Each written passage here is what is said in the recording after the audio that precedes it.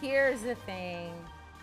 Can't really argue, Pete Prisco, that Baker Mayfield has helped turn the Browns around. In fact, I was listening to the Pick Six podcast today, and you had Will Brinson actually touting Baker Mayfield as a dark horse to potentially win MVP. At least he finds value in the odds there, 35-1.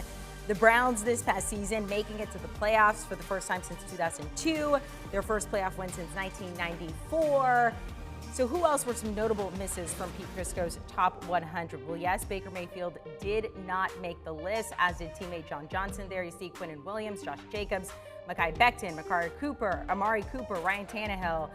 So let's see what the guys have to say about this. Let's welcome back Danny Kanell, Bryant McFadden here. Of course, Pete Prisco breaking down Pete Prisco's top 100. So somebody not in that top 100, Baker Mayfield. Why not?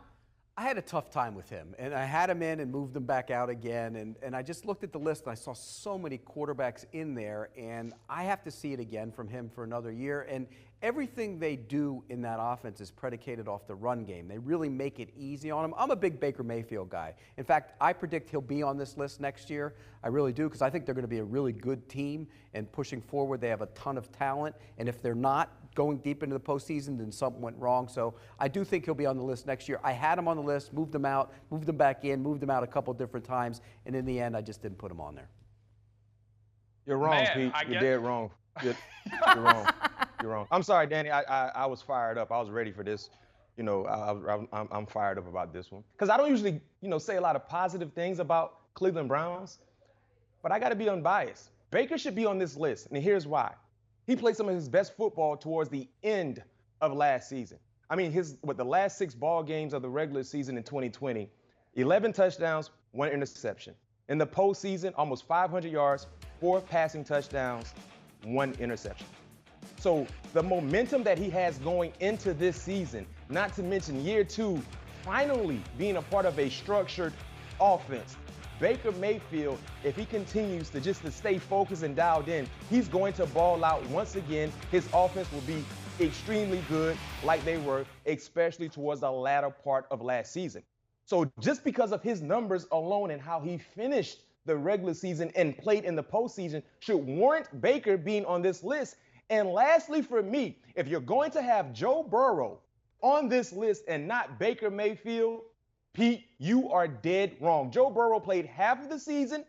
When he was out there, he balled out. No doubt about it. A season-ending injury did not allow him to finish the year. And coming into this season, we still have reservations on how healthy he will be. Because if he's not 100% healthy, I do not expect to see some of the outstanding numbers that we saw from Joe in his rookie campaign. So for you to have another AFC quarterback in your top 10, in your top 100, outside of Lamar Jackson, and that guy be Joe Burrow over Baker Mayfield, yes, you're dead wrong. And that's the biggest issue I have with players that are left off this list, is not having Baker Mayfield in your top 100.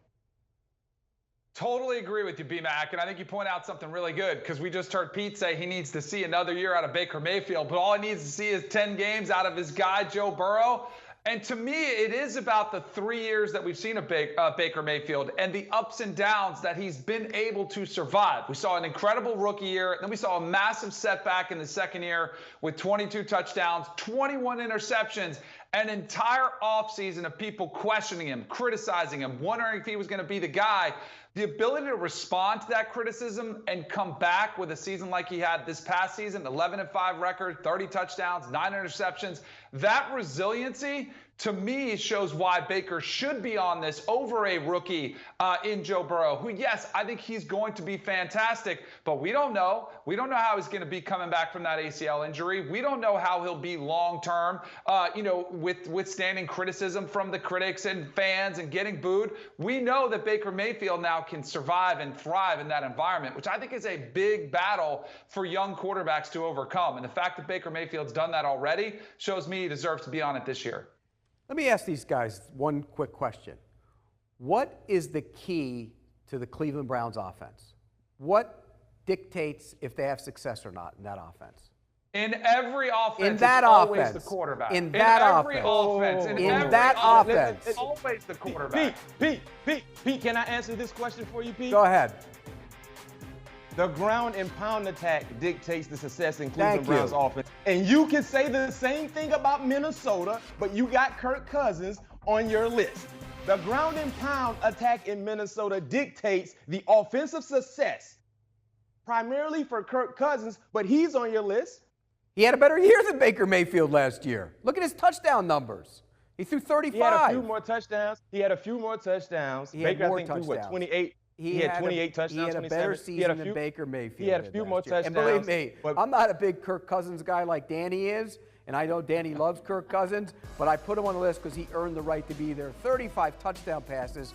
Look at the yards per attempt, 8.3. That tells you he was driving the ball down the field. They're different in what they do a little bit. I get it. They both want to run that zone scheme and then throw off of that. But Baker Mayfield's run scheme last year was outstanding. He has 2 offensive linemen in the top 100. He could have a couple more this year. You could make a case for Jack Conklin at right tackle, Jedrick Wills at left tackle, and Treader the center. The entire offensive line could be in the top 100 next year.